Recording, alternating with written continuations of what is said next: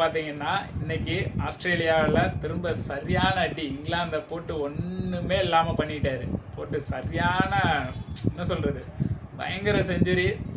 Third test ஆசிஸில் என்ன நடந்ததுன்னா, இன்னைக்கு வந்து ஆஸ்திரேலியா வந்து டிராவிஸ் ஹெட் பயங்கரமாக அடிலைடில் வந்து ரெக்கார்டு பிரேக் பண்ணியிருக்காரு. என்னன்னு பார்த்தீங்கன்னா, கண்டினியூஸாக அவர் அந்த கிரவுண்டில் வந்து 4 செஞ்சுரி, அதாவது 4 டெஸ்ட் மேட்ச் அடுத்தடுத்து அடிச்சிருக்காரு.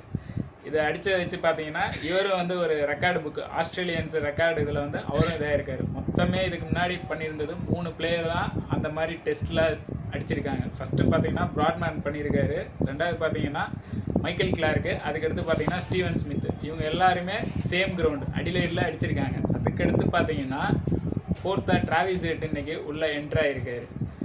பார்த்தீங்கன்னா அவர் இன்னைக்கு நல்ல இன்னிங்ஸு சூப்பராக விளாண்டுருக்காரு. ஆஸ்திரேலியா வந்து இதிலேயே தெரிஞ்சிருச்சு, இந்த சீரியஸ் வந்து அவங்க கப்பு அவங்க வின் பண்ணிடுவாங்க. சீரியஸ் வந்து 3-0 லீடு போயிடுறாங்க. மொத்தம் 5 டெஸ்ட்டுக்கு 3-0 போயிடுறாங்க. ஏன்னா இங்கிலாந்து ஜெயிக்கிறதுக்கு துளி கூட சான்ஸ் இல்லை, எனக்கு தெரிஞ்சு எதுவுமே நடக்காது. ஏன்னா அடிலைடில் மழைக்கு சான்ஸ் கிடையாது, எந்த இதுவும் கிடையாது. என்னன்னு பார்த்தீங்கன்னா இன்றைக்கி தான் 3ஆவது நாளே முடிஞ்சிருக்கு. இன்னும் மிச்சம் பார்த்தீங்கன்னா 2 நாள் இருக்குது. இந்த 2 நாளும் அவங்க கண்டிப்பாக ஆஸ்திரேலியா இருந்தால் பேட்டிங்கும் முடியல, 4 விக்கெட் தான் போயிருக்கு. கையில் 6 விக்கெட் இருக்குது. ஆல்மோஸ்ட் லீடு 356 ரன்னு லீடு போயிட்டாங்க. இதை வந்து கண்டிப்பாக இந்த ரன்னே கொடுத்தாலே இங்கிலாந்து விளாடுவாங்களா அப்படின்னு தெரியாது. அதனால் இந்த டெஸ்ட்டை அவங்க ட்ராப் பண்ணாலும் ஆஸ்திரேலியாவுக்கு தான் கப்பு. ஆசிஸ் வந்து வின் பண்ணோம். வின் பண்ணுறது நான் தான் சொல்லிட்டேனே, எனக்கு தெரிஞ்சு 100% நடக்கவே நடக்காது. இங்கிலாந்து பட்டு கேவலமான தோல்வி கன்ஃபார்ம். யாருன்னு பார்த்தீங்கன்னா திரும்பவும் டிராவிஸ் ஹெட். ஃபஸ்ட் டெஸ்ட்டில் இதே மாதிரி தான் செஞ்சுரி அடித்தார். அந்த செஞ்சுரியே நல்லா இருந்தது. அது இருக்கிறதுலே ரொம்ப ஃபாஸ்ட்டு, ப்ளஸ் அதுவும் ரெக்கார்டு. ஏன்னா அவர் சேசிங் பண்ணையில் அந்த 200 ரன்னு டக்குன்னு அவங்க பண்ணிட்டாங்க. ஆஸ்திரேலியா வந்து டிராவிஸ் ஹெட்டை ஃபஸ்ட் டைம் ஓப்பனிங் இறக்குனாங்க, அவர் ஈஸியாக வின் பண்ணார். அதே மாதிரி இந்த இன்னிங்ஸும் பார்த்தீங்கன்னா சூப்பராக ஆடிருக்காரு. ஃபஸ்ட்டு ஸ்டார்டிங் கொஞ்சம் ஸ்லோவாக ஆடின மாதிரி ஆடினார். அப்புறம் போக போக அவர் எப்பயும் போல் ஆடுற மாதிரி ஆடிட்டு 90s வரையும் கொஞ்சம் தடுமாறிக்கிட்டு இருந்தார். செஞ்சுரி அடிக்கிறதுக்கே ரொம்ப நேரம் பால் ஜாய் ரூட் ஓவர்லாம் போடையில அந்த ஓவர்லாம் ரொம்ப லேட்டாக இது பண்ணிக்கிட்டு இருந்தார். அவரை ஆடவே இல்லை, கரெக்டாகவே ப்ளே பண்ணாமல் கொஞ்சம் நெய்வஸாகவே இருந்தார். அவரால் பார்த்தீங்கன்னா அப்போ கூட 99ல் இருக்கையில் ஆர்ச்சர் ஓவர் போட்டப்போ கல்லியில் நின்றுட்டு இருந்த ஹாரி ப்ரூக்கு ஒரு ஷாட் அடிக்கல, ஈஸியான கேட்ச், கொஞ்சம் டஃப்பான கேட்ச் தான் அது. பிடிச்சிருவாருன்னு எதிர்பார்த்தாங்க. பட் 99ல் அவரும் அந்த பதட்டத்திலே அவரும் மிஸ் பண்ணிட்டார் கேட்சை. அதால் பார்த்தீங்கன்னா டிராவிஸ் ஹெட் இப்போ பயங்கர இதாகி ஹோம் கிரவுண்டு வேறு செஞ்சுரி அடிக்க அங்கே மொத்தமாக உட்காந்துருந்த ஃபேன்ஸே பார்த்தீங்கன்னா கிட்டத்தட்ட 53,000 பேர் முன்னாடி அவர் அடித்தது. இது வந்து டிராவிஸ் ஹெட்டுடைய ஹோம் கிரவுண்டு. அவங்க ஒய்ஃபு எந்திரிச்சு செலிப்ரேஷன் எல்லாருமே ரொம்ப பயங்கர இது. அவர் பார்த்தீங்கன்னா இன்றைக்கி ரொம்ப பயங்கரமான செஞ்சுரிங்க, ரொம்ப நல்லா ஆடி இருந்தார். பார்க்குறதுக்கு பயங்கர இதாக இருந்தது. அவர் ஏன்னு பார்த்தீங்கன்னா இதுக்கு முன்னாடி பார்த்தீங்கன்னா 4 இதுவும் அடித்தது. பார்த்தீங்கன்னா இதுக்கு முன்னாடி 2 செஞ்சுரி வெஸ்ட் இண்டீஸோடு அடிச்சிருக்காரு. அதுக்கடுத்து பார்த்தீங்கன்னா இந்தியாவோட ஒன்று அடிச்சிருந்தார். அடுத்து 4th வந்து இப்போ ஆசிஸில் அடிச்சிருக்காரு. கண்டினியூஸாக 4 டெஸ்ட் மேட்ச் அடுத்தடுத்து செஞ்சுரி. இது வந்து ரெக்கார்டு பிரேக்கு அவர் வந்து. அதே டைம் பார்த்தீங்கன்னா அலெக்ஸ் கேரியும் அந்த பக்கம் இருக்கார். அவரும் பார்த்தீங்கன்னா ஆல்மோஸ்ட் ஒரு 50 அடிச்சிட்டாரு. அவரும் பார்த்தீங்கன்னா ஃபஸ்ட் இன்னிங்ஸில் அவர் வந்து செஞ்சுரி அடிச்சிருந்தார். ஆசிஸில் அவருக்கு இதுதான் ஃபஸ்ட்டு செஞ்சுரி. அவரும் பார்த்தீங்கன்னா சேம் அடிலைடு வந்து அவருக்கு ஹோம் கிரவுண்டு தான். அவரும் வந்து சவுத் ஆஸ்திரேலியாவில் இருக்கிறார் தான். 2 பேரும் டிராவிஸ் ஹெட்டும் அவரும் வந்து ரொம்ப அவங்களுடைய மக்கள் முன்னாடி தான் அடிச்சிருக்காங்க, ஹோம் கிரவுண்ட்லேயே அடிச்சிருக்காங்க. அதனால் பார்த்தீங்கன்னா இப்போ 2 பேருமே நாட் அவுட்டில் இருக்காங்க. இவர் பார்த்தீங்கன்னா 142ல் இருக்கார், அவர் பார்த்தீங்கன்னா ஒரு 50 ஆல்மோஸ்ட் வந்துட்டார். அவரும் 52 கிட்ட வந்துட்டார். இந்த 2 பேரும் இருக்காங்க. இந்த 2 பேரும் நாளைக்கு அவுட் ஆகி ஆஸ்திரேலியா டிக்ளேர் பண்ணுறாங்களா, இல்லை கடைசி விக்கெட் வரையே போயிட்டு லீடு ஆல்மோஸ்ட் ஒரு 500 ரன்னு இது மாதிரி வச்சுட்டு அப்புறம் டார்கெட்டை ஃபிக்ஸ் பண்ணிவிட்டு இங்கிலாந்து திரும்ப பேட்டிங் வந்து ஸ்டார்ட் பண்ணி நாளைக்கு வந்து தாக்கு பிடிப்பாங்களா அப்படிங்கிறது கரெக்டாக நம்மளால் சொல்ல முடியாது.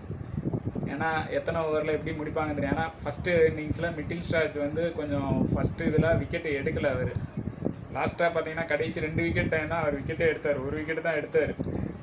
இதே ஃபஸ்ட் டெஸ்ட்டு செகண்ட் டெஸ்ட்லாம் பார்த்தீங்கன்னா அவர் ஆல்மோஸ்ட் 8 விக்கெட் 16 விக்கெட் இதெல்லாம் பயங்கர ஃபார்மு. ரொம்ப விக்கெட்லாம் பயங்கரமாக எடுத்திருந்தார். 18 விக்கெட் கிட்ட எடுத்திருந்தார் 2 டெஸ்ட் மட்டுமே. இந்த டெஸ்ட்டில் தான் அவர் ஒரே ஒரு விக்கெட் எடுத்திருக்காரு.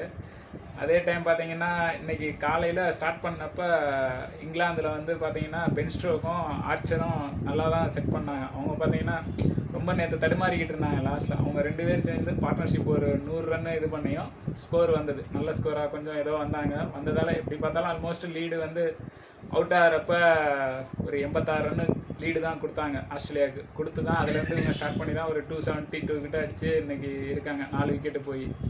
இதுலேயும் பார்த்தீங்கன்னா அதான் சொல்கிறேனே, எப்படி பார்த்தாலும் டிராவிஸ் ஹெட் நாளைக்கு இருக்கார். அதான் அவர் இருக்கிற ஃபார்முக்கு எந்த ப்ராப்ளமும் கிடையாது. ஆல்மோஸ்ட் இந்த டெஸ்ட் ஆஸ்திரேலியா வின் தாங்க. அவங்க வின் பண்ணாலும் அவங்களுக்கு தான் கப்பு. இதை இங்கிலாந்து ட்ராப் பண்ணாலும் ஆஸ்திரேலியாவுக்கு தான் கப்பு, இங்கிலாந்துக்கு கிடையாது. அதனால் கன்ஃபார்மாக தெரிஞ்சு போச்சு இந்த டெஸ்ட்டு. ஆல்மோஸ்ட் எனக்கு தெரிஞ்சு இங்கிலாந்து இதே சுச்சுவேஷனில் ஆனாங்கன்னா 5-0 கன்ஃபார்ம். ஆசிஸில் வந்து திரும்ப ஒரு ரெக்கார்டு இது நடக்கும் ஆஸ்திரேலியாவில் வந்து. அதே லாஸ்ட்டு பார்த்தீங்கன்னா இங்கிலாந்து வந்து ஒரு 12 வருஷமாக போராடிக்கிட்டு இருக்காங்க, எப்படியாவது சீரியஸ் ஆஸ்திரேலியாவில் வின் பண்ணணும் அப்படின்னு. சுத்தமாக முடியல. இன்றைக்கி வந்து அவங்களுடைய ரொம்ப பர்த்டே தான் திரும்பவும்.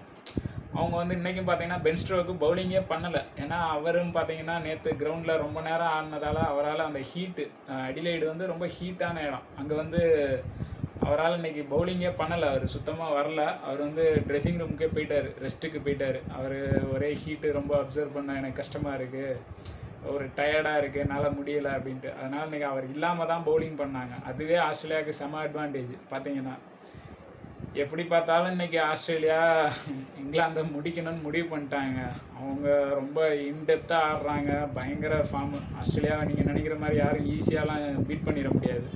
ஆஸ்திரேலியாவை நீங்கள் ஜெயிக்கிறீங்கன்னா அது வந்து ரொம்ப பயங்கரம். ஏன்னா இன்றைக்கி அவங்களுடைய பழைய ஸ்பின் பவுலர் ஒருத்தர் சொல்லியிருக்காரு, மந்த்லி பனேஸ்வர், அவரே சொல்லியிருக்காரு பாருங்கள், ஆஸ்திரேலியாவை ஜெயிக்கிறீங்கன்னா நீங்கள் வந்து ஒலிம்பிக் கேமை ஜெயித்த மாதிரி, ஒரு கேம் ஜெயித்தா விட ஒலிம்பிக் கேமே நீங்கள் வின் பண்ணுற மாதிரி.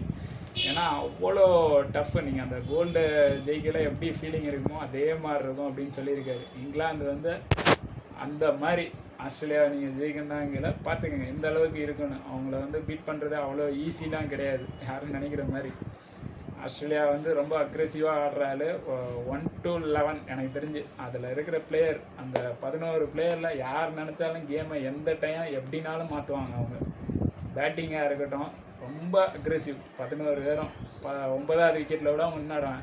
ஆல்மோஸ்ட் இந்த ஆசிஸ்லேயே பாருங்கள், மிட்டிங் ஸ்டார்ச் எப்படி ஆடுறாரு பாருங்கள். ஃபஸ்ட்டு டெஸ்ட்டில் 1 ஆடினாரு, அடுத்து பாருங்கள் செகண்ட் டெஸ்ட், இந்த இப்போ தேர்ட் டெஸ்ட் எல்லாத்துலேயும் பாருங்கள் அந்த பேட்டிங் ஆடுறாரு. அவர் நின்று கேமை மாற்றுறாரு. அப்படிங்கலாம் அவங்க ஒரு ஆள் போதும், யாராவது ஒரு ஆள் பேட்டிங்கில் ரொம்ப இதாக கொடுத்துக்க ஆரம்பிச்சிட்டாங்கன்னா அது ரொம்ப டஃப்பு தான் அவங்க. அது வந்து அவங்க யார்கிட்டையும் வந்து இது பயப்படவும் மாட்டாங்க, எதுவும் இதெல்லாம் ஆக மாட்டாங்க.